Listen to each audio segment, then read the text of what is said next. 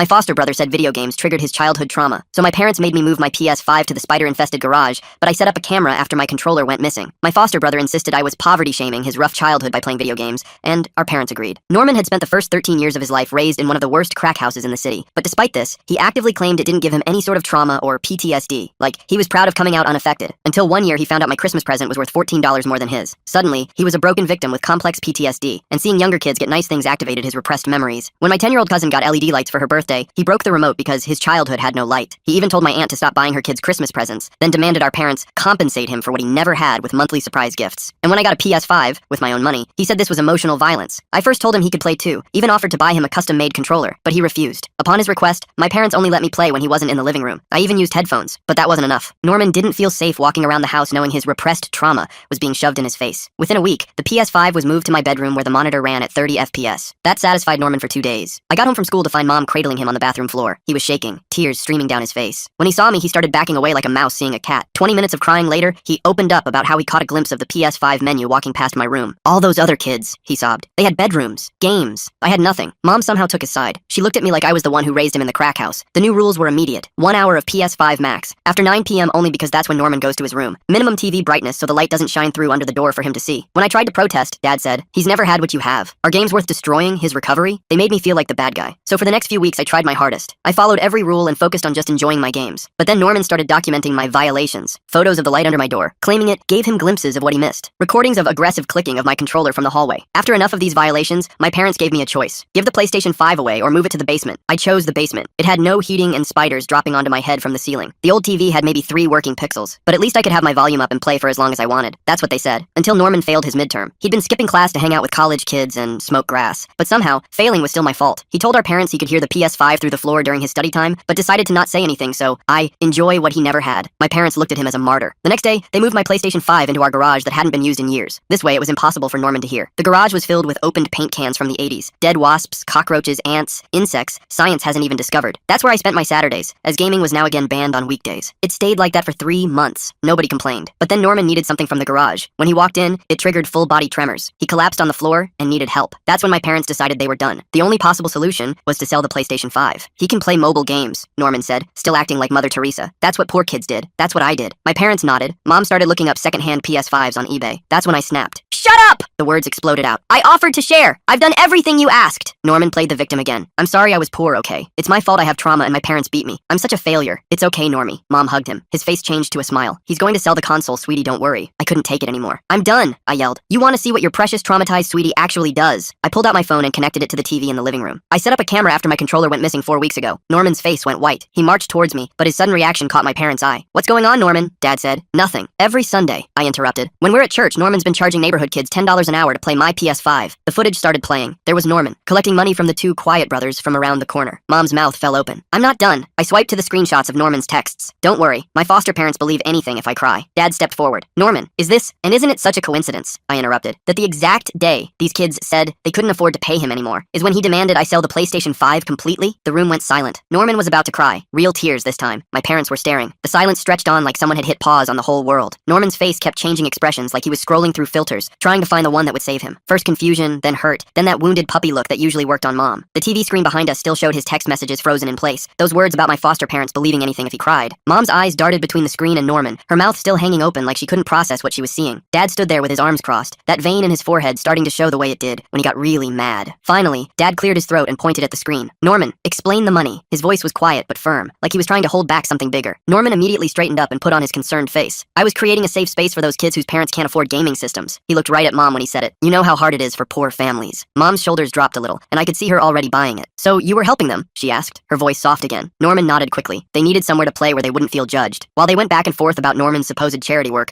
I walked over to the TV stand and unplugged my PS5. The power cord came out with a satisfying click. Norman's eyes tracked my movement, but when he started to say something, Dad held up his hand. "We need to pause everything and have a proper family discussion." I tucked the console under my arm and pulled out my phone, changing all my PlayStation passwords right there in front of them. Norman took a step toward me, but Dad blocked him. "Give him space, Norman." Norman. Mom looked between all of us, and then announced in her teacher voice that nobody would be playing any games until we sorted this out as a family. The unfairness of it burned in my chest, but I knew arguing would just make things worse. I nodded and headed for the stairs with my PS5. "This isn't over," Norman called after me. In my room, I immediately opened my laptop and started uploading everything. The video files went to Google Drive first, then Dropbox, then OneDrive. My hands shook a little as I created folder after folder labeled with dates and descriptions. The screenshots of Norman's texts got their own folder. The video of him collecting money got another. I even sent copies to Dad's email with the subject line, "Evidence, do not delete." An hour later, Norman knocked on my door with that fake gentle knock he did when Mom was listening. "Can we talk?" he asked through the door. I opened it but didn't let him in. He had his sad face on again. "I was actually monitoring those kids to make sure they played age-appropriate games." His voice was steady, like he'd practiced this. "I was planning to tell Mom and Dad about the money and donate it all to charity for underprivileged youth." I just stared at him until he shifted uncomfortably. "You don't believe me," he said. I kept staring. "Fine, be that way," he muttered, and walked away. Later that evening, I heard Dad on the phone in his office. He was calling the parents of the two brothers from our street, asking about Norman's gaming sessions. His voice was professional, but I could hear the embarrassment underneath. I sat at the top of the stairs listening, but couldn't make out the responses. No reply came that night, which made my stomach twist. At dinner, Mom didn't even mention the money or the exploitation. Instead, she went on about how I'd violated Norman's privacy by setting up a hidden camera. "Privacy is sacred in this house," she said while passing the mashed potatoes. "We don't spy on family members." I wanted to remind her about Norman's photos of light under my door and his recordings of my controller clicking, but I just pushed food around my plate. Norman sat there looking victimized, occasionally sighing dramatically. Dad stayed quiet, cutting his chicken into smaller and smaller pieces. "You could have just talked to us," Mom continued, "instead of this ambush." The word ambush made my jaw clench, but I kept eating in silence. After dinner, I went back to my room and texted my friend from the school everything that had happened. I needed someone outside this house to tell me I wasn't crazy. Their response came fast with a string of shocked emojis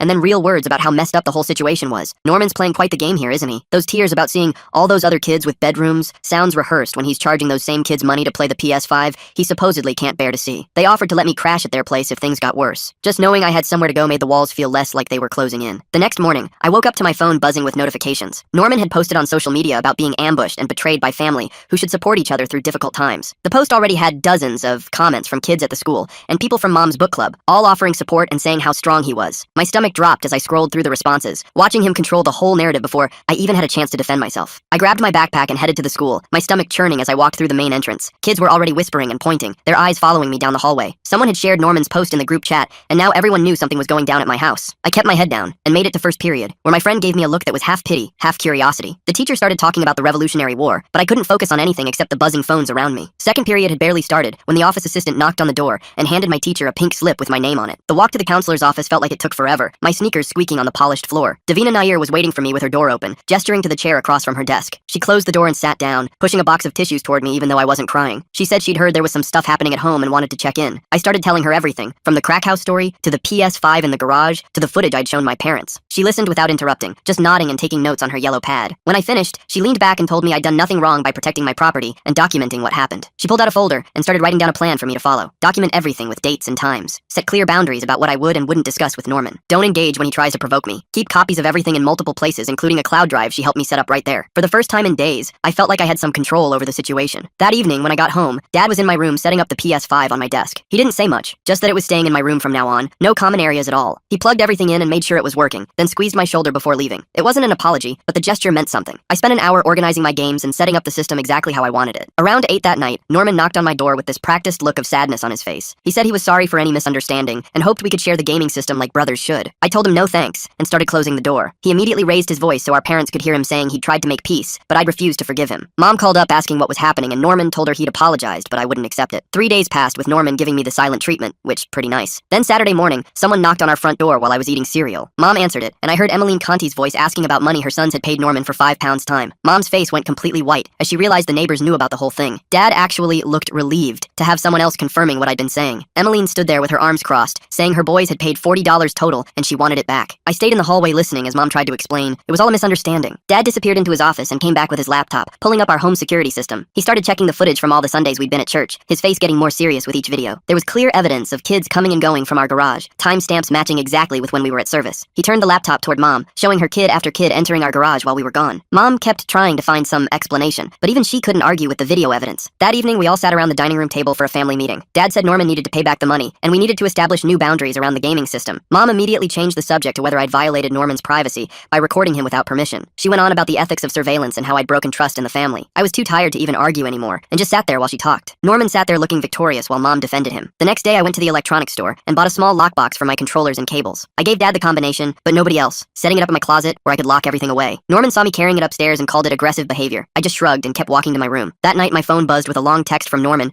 about how I was destroying the family. He said I should delete all the footage for everyone's sake and stop trying to turn our parents against him. I didn't respond, but I did screenshot his message and add it to my evidence folder that Davina had suggested I keep. The manipulation was so obvious when you really looked at it. Sunday at church, we were standing in the lobby after service when Cordelia Bruno walked up to Mom. She asked about all those kids she'd seen going in and out of our garage last week when she was walking her dog. Mom's face turned bright red as she realized the whole congregation might know about this. I felt bad seeing her embarrassed, but also frustrated that public shame mattered more to her than Norman's actual behavior. The next week, Elise Aurora showed up for Norman's regular social services check-in. She had this thick folder with Norman's name on it and a clipboard full of forms. Dad cleared his throat when she asked if there were any concerns to discuss. He actually brought up the PS5 situation, which made Norman's face go pale. I sat on the couch watching Elise write down everything Dad said about the garage rental scheme and the money Norman collected from the neighbor kids. Her pen moved fast across the paper, while Norman kept trying to interrupt, but she held up her hand to stop him. Mom sat there looking uncomfortable as Dad explained how Norman had been manipulating the situation for months. Elise pulled out a different form and started creating what she called a behavioral contract. She wrote down specific rules about respecting other people's property and not taking money from minors. The part about Norman having to pay back the $40 to each kid got underlined twice. Norman nodded along while she was there, but I could see his jaw clenching. She made him sign the contract and gave copies to both my parents. Mom barely looked at hers before folding it up. After Elise left, Norman immediately started making excuses about having no money. Dad suggested he could get a part-time job at the grocery store that was hiring. Norman put his hand on his chest and said working would interfere with his trauma recovery process. The excuses just kept coming like a broken faucet that wouldn't stop dripping. Eden texted me that afternoon, asking if I wanted to bring my PS5 to her house. Her parents had a finished basement with a huge TV, and they said I could come play whenever I wanted. It hurt having to remove my own property from my home, but the idea of not fighting about it every single day made the decision easier. I packed up the console and all the games in a duffel bag. Eden's mom picked me up and helped me carry everything inside. Their basement had this soft carpet and a sectional couch that was way better than our spider-filled garage. I hooked everything up to their TV, and Eden's little brother was so excited to watch me play. For the first time in months, I could actually enjoy gaming without worrying about Norman's next meltdown. When I got home that evening, Norman was pacing in the living room. He noticed the PS5 was gone from my room and started yelling about me hiding family property. He actually used those exact words like my gaming system belonged to everyone. He said I was denying him the chance to make amends by sharing it with him. Mom asked where it went with this concerned look on her face. I told them it was at a friend's house, and Norman's face turned red. He accused me of hoarding resources and being selfish with things that should be communal. The next day I came home from the school to find my bedroom door open and my lockbox sitting on my bed. Mom had gone through it while I was gone looking for the PS5. She confronted me in the kitchen about lying and hiding things from the family. I pulled out my phone and showed her the text thread with Eden from the day before, proving I had been transparent about moving it. The fact that she went through my private things without asking didn't seem to bother her at all. She just kept saying families shouldn't have secrets from each other. Dad came home that night with his phone in his hand, looking serious. The neighbor had finally called him back and confirmed their kids paid Norman $40 each over several weeks. He showed Mom the text messages, and she went quiet for once. Norman immediately claimed the neighbors were exaggerating, and it was only once or twice. Dad pulled up his banking app and showed a deposit of $80 from 3 weeks ago that matched the timeline. Norman's story kept changing every time Dad presented new evidence. Why did Norman think calling it family property would work when everyone knows the PS5 belongs to his foster brother? The way he keeps changing his story every time new proof shows up makes me wonder how he remembers all his different lies. Mom declared that adults would handle adult conversations and told me to go to my room. I sat at the top of the stairs listening to them talk in circles below. Norman kept bringing everything back to his trauma and how hard his childhood was. Every time Dad tried to focus on the money, Mom would soften and say, maybe we should focus on healing instead of punishment. Dad's voice sounded exhausted as he kept trying to bring the conversation back to the restitution Elise had required. The discussion went on for over an hour, with nothing getting resolved. At the school the next day, I told Davina everything during lunch. She suggested I needed to practice setting boundaries with Norman. We spent the rest of lunch period role-playing different scenarios where Norman would try to engage me about the PS5. She helped me practice saying one simple sentence over and over. By the end of lunch, I felt confident repeating my boundary statement no matter what Norman said. That evening, Norman started another one of his speeches about forgiveness and moving forward as a family. I looked him straight in the eye and calmly said my practice sentence about the console being at a friend's house and not discussing it further. He kept talking about healing and second chances, but I just repeated the sentence one more time. Then I stood up and walked out of the room without looking back. Mom called after me that I was being rude, but Dad actually said I handled it well. 3 days passed before I noticed my gaming headset was gone from my desk where I always kept it. I searched my whole room twice, checking under the bed and behind my dresser. When I asked Norman about it during dinner, he just shrugged and said, maybe I lost it somewhere. His voice had that fake, innocent tone that made my stomach turn. Dad looked between us but didn't say anything. Mom changed the subject to homework. Without any proof, I couldn't do anything except add the headset to my growing list of missing stuff. The next morning, Dad called a family meeting in the kitchen before school. He pulled out a piece of paper with a schedule written on it. The plan was simple. Norman and I would basically live like roommates who never talked. Different meal times, different TV hours, different everything. Mom's face got all tight when she read it. She kept saying this would hurt our brotherhood, but Dad stood firm. After a week of trying, she finally agreed. The schedule went on the fridge with a magnet. 2 days later, Elise showed up for her follow-up visit with a thick folder of papers. She spread them out on the dining room table like she was planning a battle. There were behavior logs, boundary lists, and a payment plan for Norman to pay back the neighbors. Her voice got serious when she told Mom that more problems could mean Norman gets moved somewhere else. Mom's hands started shaking as she signed the papers. That weekend I heard Norman stumbling up the stairs at 3 in the morning. His eyes were red and glassy when he passed my door. The smell of weed followed him down the hallway. Dad wanted to drug test him right away, but Mom started crying about how stressed Norman was. She said testing him would be kicking him while he's down. I went back to my room and put in my earbuds. Monday afternoon, Dad's phone buzzed during dinner with a text from Emmeline. She said if she didn't get her money by Friday, she was taking us to small claims court. Mom's fork dropped onto her plate with a loud clang. Her Her face went white as she kept asking what the neighbors would think. Norman started his victim act again, saying everyone was ganging up on him. His fake tears rolled down his cheeks. Dad rubbed his temples and stood up from the table. Thursday night, Dad wrote a check from our family savings to pay back all the neighbors Norman stole from. $800 total. Money that was supposed to be for our vacation. He told Norman he'd work it off doing chores, but we all knew that would never happen. The unfairness made my chest feel like it was squeezed. I had to leave the room before I said something I'd regret. Friday evening, Norman called our aunt while Mom was making dinner. I could hear him through the wall, crying about how mean everyone was being to him. 20 minutes later, our aunt called Mom's phone screaming about traumatizing a foster child. Mom spent over an hour trying to explain while also defending Norman. I heard her downplaying everything, saying it was all a misunderstanding. She kept apologizing to our aunt for upsetting her. That same night, after everyone went to bed, Mom knocked on my door. She sat on my bed and asked if I could apologize to Norman for the camera thing. Her voice was soft and tired. I told her I wouldn't apologize for protecting my own stuff. She looked disappointed but didn't push it. Maybe she was finally starting to understand she couldn't fix this with forced apologies. The next day at the school, Davina suggested I could keep my gaming stuff in a locker. I explained that a whole console wouldn't fit in those tiny metal boxes. We sat in the cafeteria brainstorming other options for keeping my stuff safe. She said it wasn't fair that I had to hide my own belongings in my own house. We both agreed Eden's house was still the best place for now. Her parents were cool about it. That afternoon, I made my decision to keep the PlayStation 5 at Eden's house for good. I'd only bring it home for special times when Norman was gone for sure. Eden's parents said I could come over whenever I wanted to play. They even cleared a spot in their basement just for my setup. It wasn't perfect, but at least I could game in peace. Eden helped me set everything up, and we played for 3 hours straight. His mom brought us snacks and didn't complain about the noise once. Walking home that night, I felt lighter knowing my PS5 was safe. Norman couldn't steal it or break it or use it to manipulate our parents anymore. The schedule Dad made was actually working too. Norman and I barely saw each other except passing in the hallway. He'd started spending more time in his room or going out with his sketchy friends. Mom still looked sad about our broken brotherhood, but she stopped trying to force us together. Even Dad seemed more relaxed now that the constant fights had stopped. The house felt different, quieter, but also less tense. A week went by with this weird peace, and I was actually starting to relax until I went down to the basement to grab my old PS4 controller I'd left on the shelf. The thing was smashed to pieces on the concrete floor with the plastic casing cracked open and buttons scattered everywhere. Norman was upstairs watching TV when I brought up the pieces, and he barely looked away from the screen to tell me he'd stepped on it in the dark. The way his mouth twitched into this tiny smirk made it obvious he'd done it on purpose, but I just took photos of the broken controller and went back to my room. Dad came home from work and saw the photos on my phone when I was showing him something else,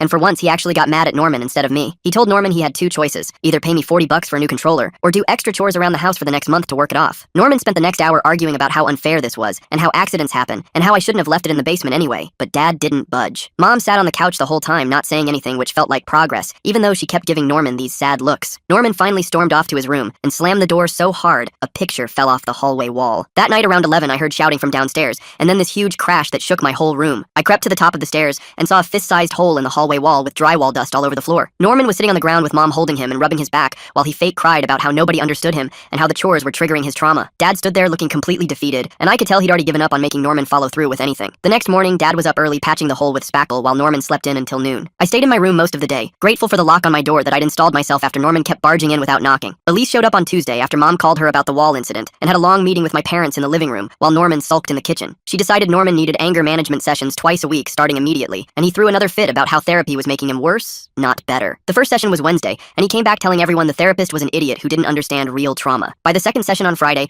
the therapist called my parents with concerns about Norman's resistance to treatment, but said they'd continue trying. Sunday, we went to church like always, and Cordelia pulled Dad aside after the service to tell him she'd seen Norman behind the grocery store Thursday afternoon, smoking weed with some high school kids who were known troublemakers. Dad's face went completely still when she told him, and I could see him finally starting to realize the Norman problem went way deeper than just the PS5 situation. On the drive home, nobody talked, and Norman kept asking what Cordelia wanted, but Dad wouldn't answer. Monday morning, my parents sat us both down for new house rules, but they were only for Norman, not me. No phone after 8 p.m., no going out without telling them where, no friends over without permission, and Mom would check his room every day for contraband. Norman screamed about discrimination and how they were treating him like a criminal, but the rules stuck. Mom started her daily room checks that same day and kept finding stuff like empty beer cans and cigarette packs that she'd throw away without saying anything. Norman saying he stepped on it in the dark when that controller was clearly smashed on purpose? That little smirk tells me everything I need to know about what really happened down in that basement. Tuesday afternoon, Eden's mom called me worried about keeping my PS5 at their house much longer because they were concerned about liability if something happened to it. She gave me 2 weeks to find another solution, and the stress of constantly having to protect my own property was wearing me down. I spent hours researching storage units and safe deposit boxes, but everything cost money I didn't have. Wednesday night, I seriously thought about just selling the PS5 to end all this drama once and for all. Part of me knew that would be letting Norman win, but I was so tired of fighting for something I'd bought with my own money. Dad found me looking at resale prices online and sat down next to me without saying anything for a while. Then he told me he understood whatever choice I made and that sometimes peace was worth more than being right. Something about him saying that made me decide to keep fighting for my property because giving up felt like betraying myself. Thursday went by without any major incidents, but Friday afternoon, Dad asked me to not play any games this weekend to let tensions cool down. I agreed, even though it wasn't fair, because I could see he was trying to manage an impossible situation with Norman getting worse every day. Norman was listening from the hallway, and I saw him smirk when Dad said I couldn't game, like he'd won some kind of victory. Saturday morning, I woke up to crashes coming from the garage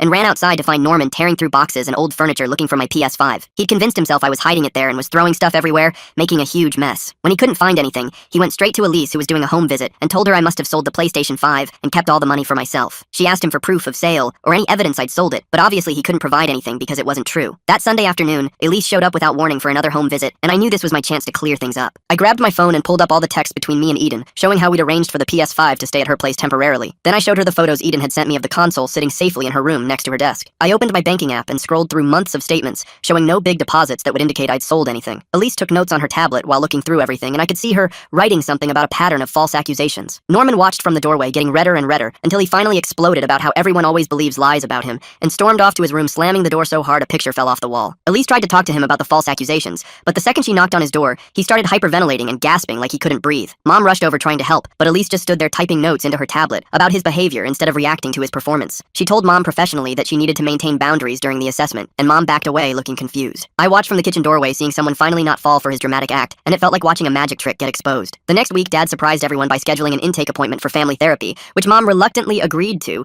after he reminded her about Elise's warnings. Norman acted like he didn't care when they told him, but later I saw him hunched over his phone Googling things like how to manipulate therapists and what to say in family therapy to win. He left his phone unlocked on the counter when he went to the bathroom, so I quickly took screenshots of his search history before he came back. At our first therapy session, the therapist was this older guy who didn't react to Norman's confused act when he assigned homework, including keeping separate spaces in the house and tracking restitution progress. Norman kept asking why any of this was necessary and acting like he didn't understand, but the therapist just repeated the assignments without engaging with his deflections. The new house rule they established was that my PS5 had to stay off-site, and Norman couldn't contact any neighborhood kids under 16, which wasn't perfect, but at least it was officially documented. Mom signed the agreement, looking like someone had died, while Norman made a big show of signing with theatrical reluctance and heavy sighs. Within 3 days, Norman had already broken the rule by texting the quiet brothers about hanging out, and Dad actually followed through by taking his phone for a whole week. Mom tried to protest, saying it was too harsh, but Dad reminded her about Elise's warning that Norman could be moved to a different placement if things didn't improve. Norman went completely silent and cold after that, which was somehow scarier than his usual dramatic performances, because you never knew what he was planning. He used his laptop to post on social media about his abusive household